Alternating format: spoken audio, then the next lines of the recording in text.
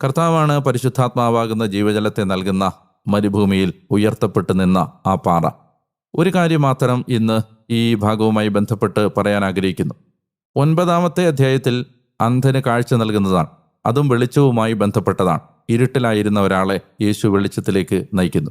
ആത്യന്തികമായി യേശുവിലേക്ക് നമ്മൾ കടന്നു വരുമ്പോൾ നമ്മൾ കടന്നു വരുന്നത് ഇരുട്ടിൽ നിന്ന് വെളിച്ചത്തിലേക്കാണ്.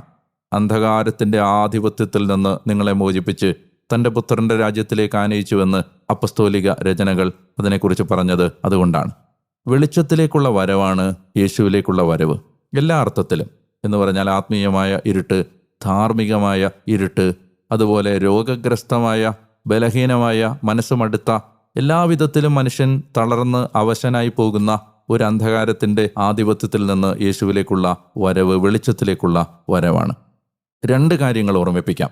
ഒന്നാമത്തേത്, വെളിച്ചം നമുക്ക്